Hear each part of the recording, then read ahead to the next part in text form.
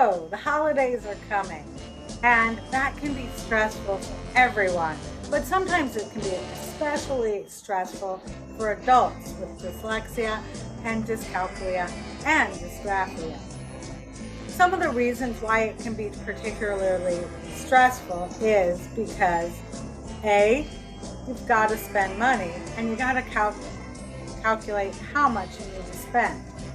B, because you need to bake things and measuring may be tricky. C, you need to send cards and correspondence to friends and family.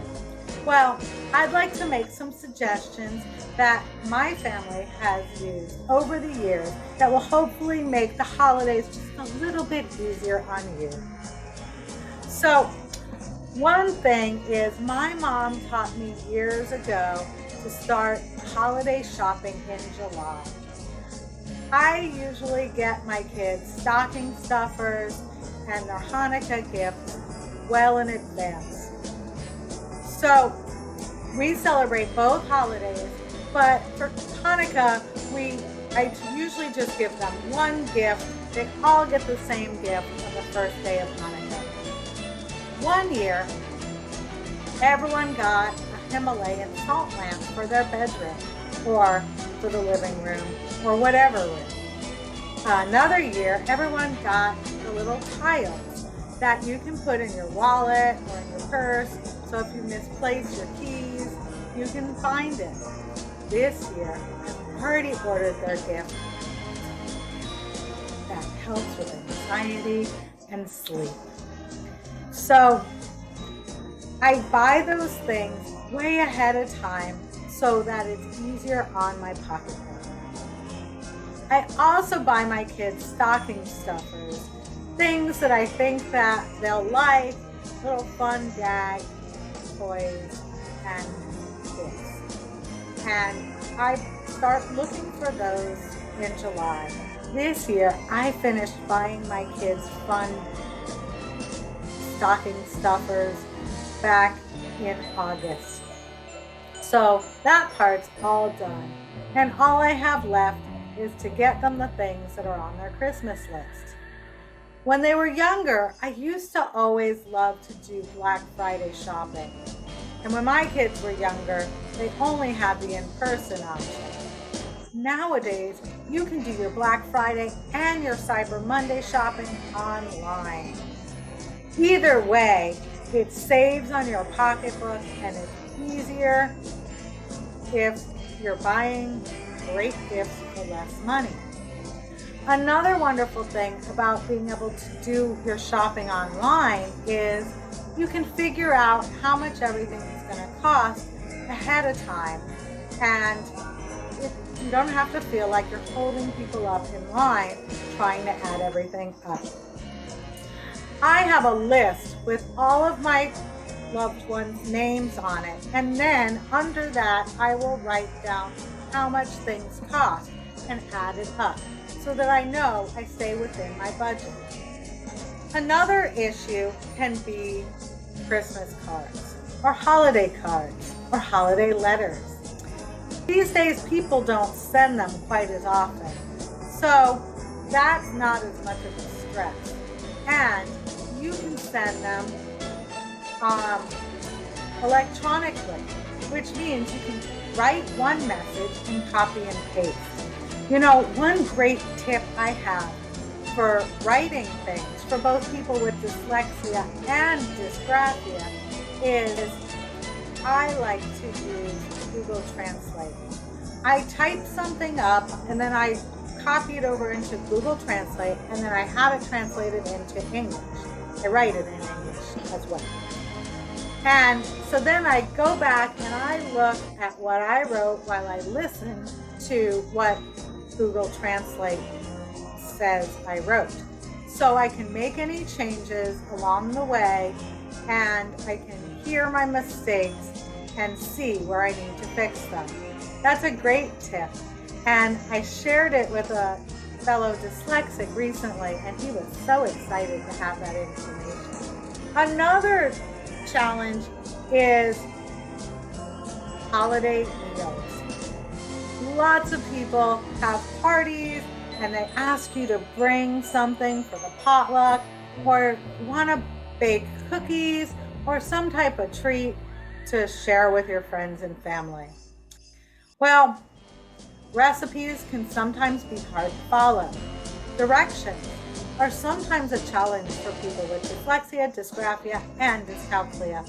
So recipes are like following directions. If you like this video, press the like button and subscribe now. The more people who subscribe and like, the more we will show up on YouTube for other people to learn more about dyslexia, dysgraphia, and dyscalculia.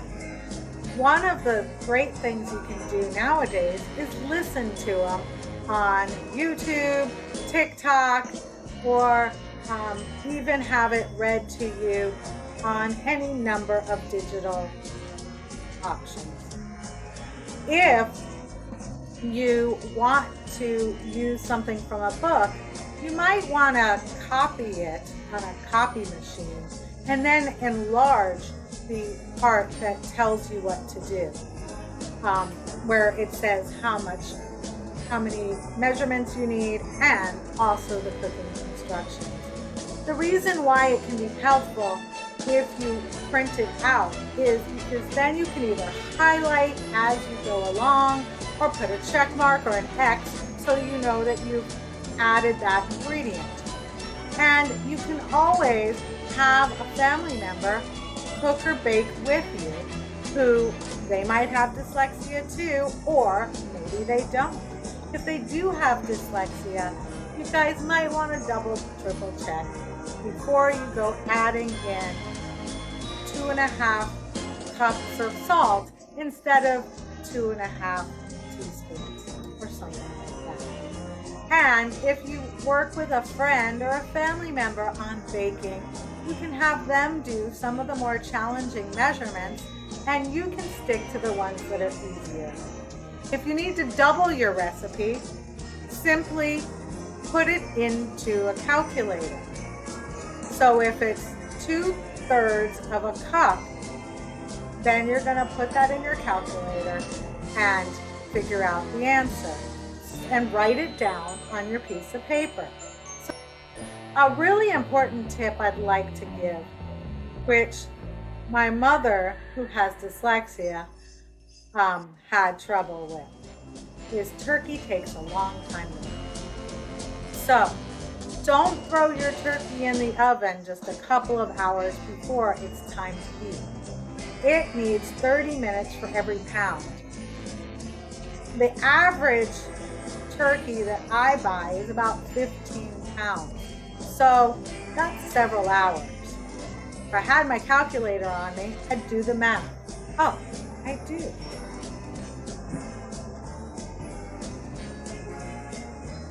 Phones are so wonderful. We have everything there. So 30 minutes times 15 pounds is 450 minutes, and you divide it by 60, and that's 7.5 hours. So if you're planning on eating turkey dinner at 4 p.m., that means you need to count back 7.5 hours to have your dinner ready right on time.